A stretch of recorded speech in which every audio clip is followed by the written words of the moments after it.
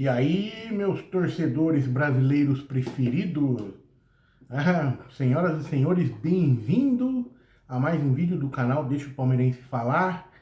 Peço a você de novo que se inscreva no canal caso não seja inscrito.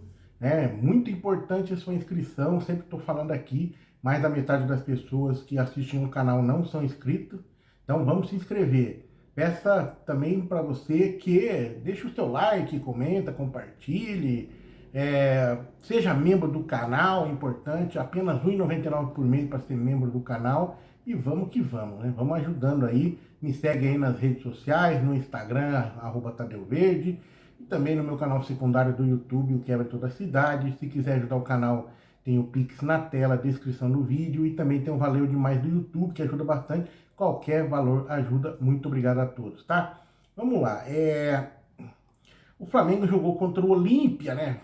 Libertadores, 1-0, né? E aí quebrou o recorde de público dos times brasileiros na Libertadores 2023, né, cara? 60.898 torcedores presentes no estádio, foi o maior número da edição deste ano em jogos envolvendo os clubes brasileiros, né? Então, quem são os maiores nos jogos, né? Já era do Flamengo, né? Então, esse jogo contra o Flamengo 1-0 sobre o Olímpia, 60.898 torcedores. O outro jogo era o Flamengo 2 Racing 1, que tinha levado 58.867 torcedores.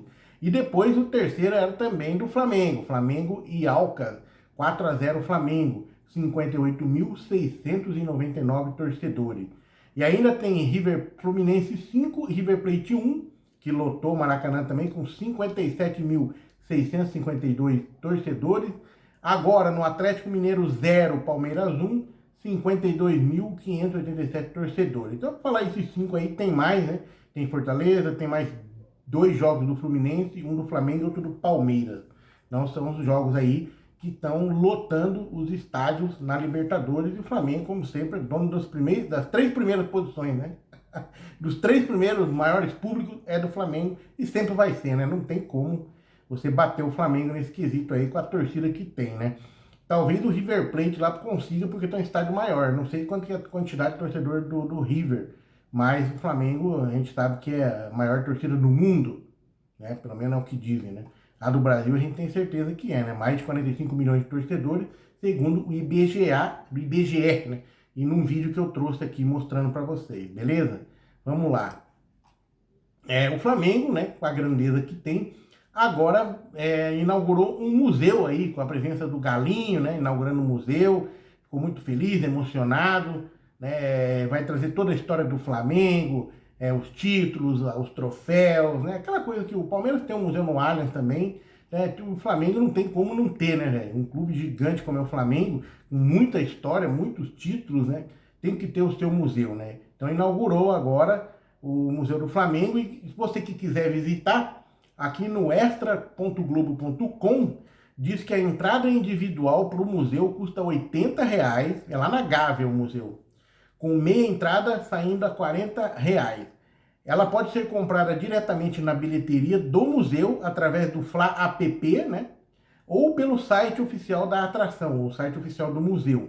Existem outras modalidades, como uma visitação em família e um combo museu mais tour da Gávea. O sócio torcedor tem direito a desconto. O Museu do Flamengo tem uma área de 1.200 metros quadrados, com um custo total de R$ 23 milhões, e uma expansão já prevista para 2.000 metros, que incluirá sala para eventos e outras experiências. Tem 14 áreas temáticas com 400 peças selecionadas pela equipe de acervo do clube. Entre elas, 161 troféus, entre 8.000 conquistados pela história do clube. Caramba, é troféu pra caralho, né? 8.000, velho.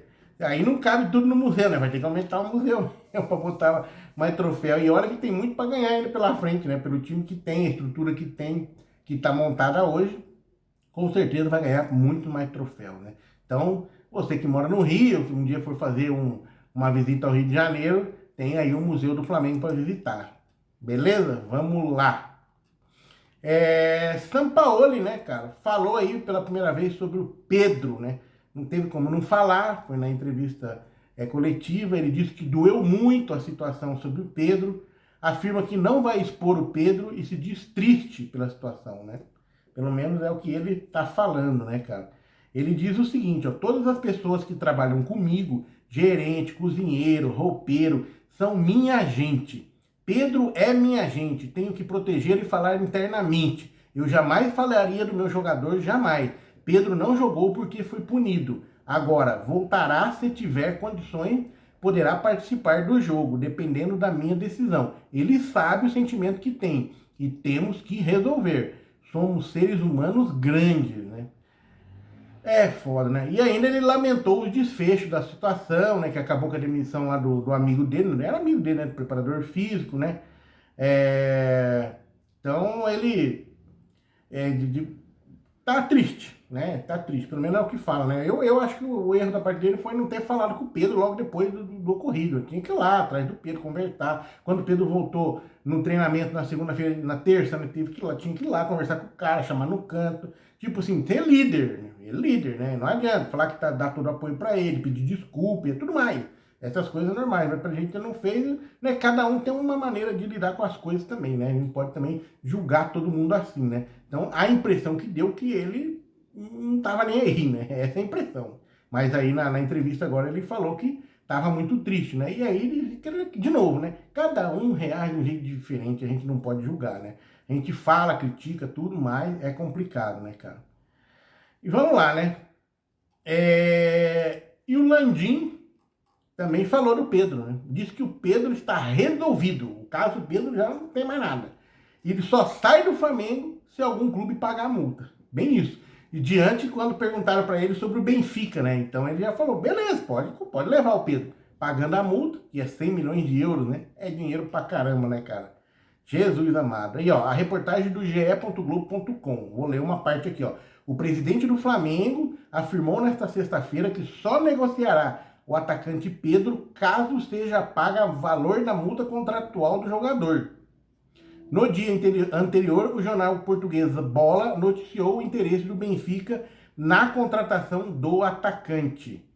Questionado sobre a publicação durante o evento de lançamento do Museu do Flamengo, o dirigente não descartou uma venda, mas expôs as condições.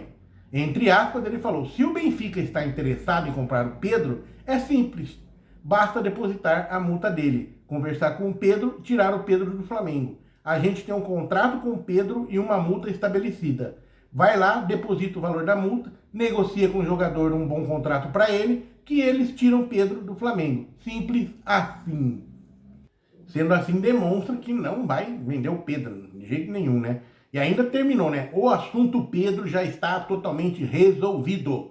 Passado, já está integrado, treinando com a equipe, vamos pra frente. Concluiu aí o Landim, né? Deixando bem claro que não vai negociar fácil assim o Pedro, né? Se quiser, pague a multa.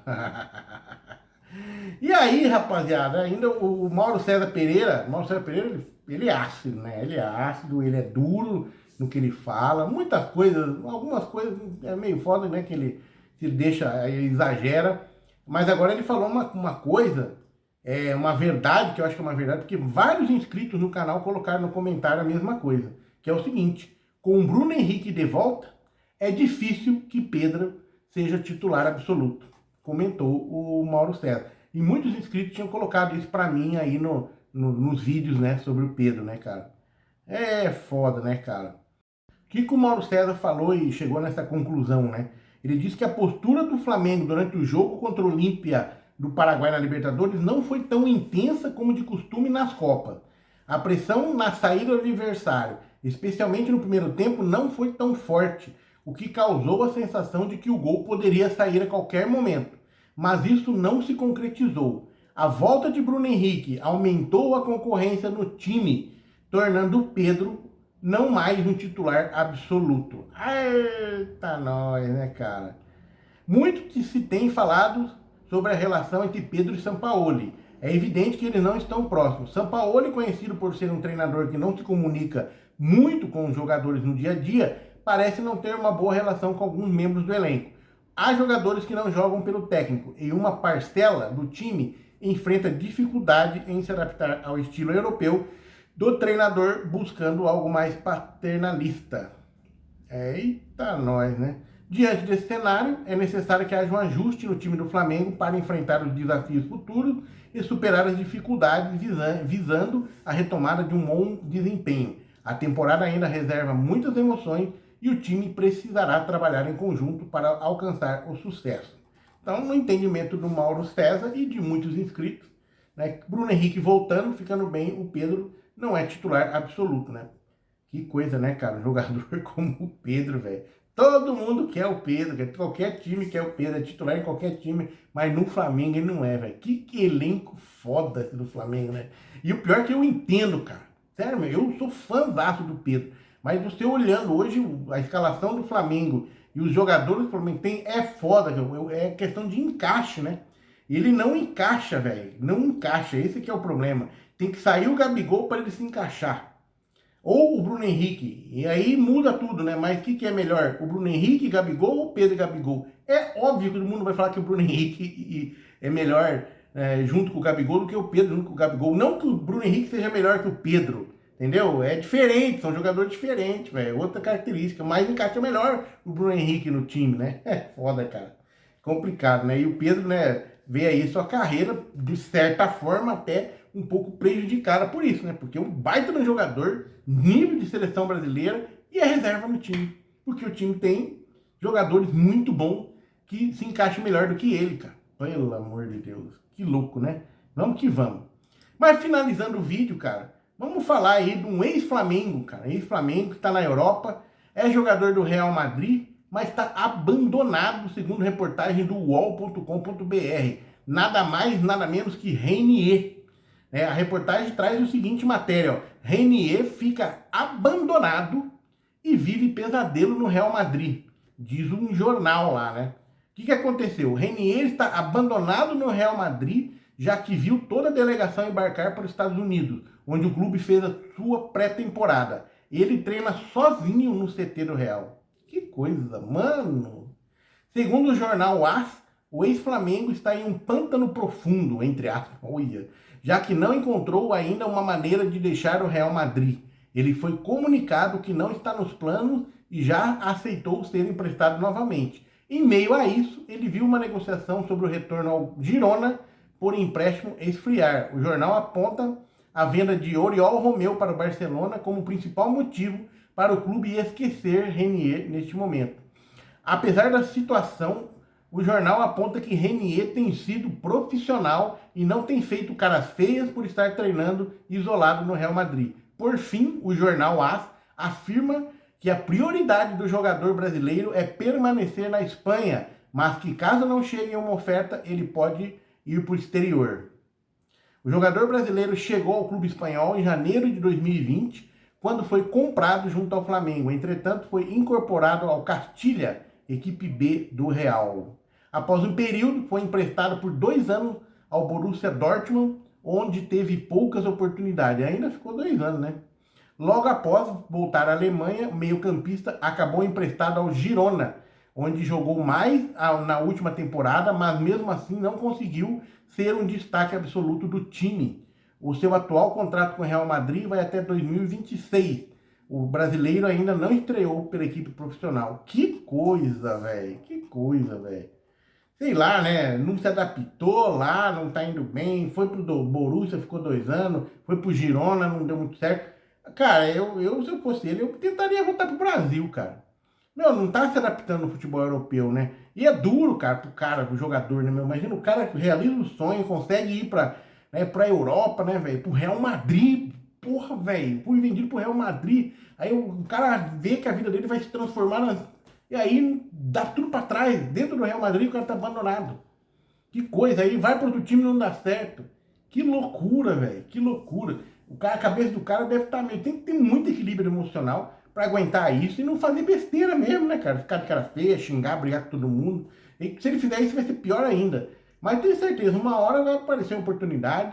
E se ele for bom de bola mesmo, né, que pelo menos era essa, se foi vendido pro Real, porque era considerado que era bom de bola, é craque, né? Não é nem bom de bola, muito além da média em nível de futebol dele para o Real Madrid considerar trazê-lo, levá-lo para lá. Então imagino que ele vai reencontrar esse futebol uma hora ou outra, cara, não é possível.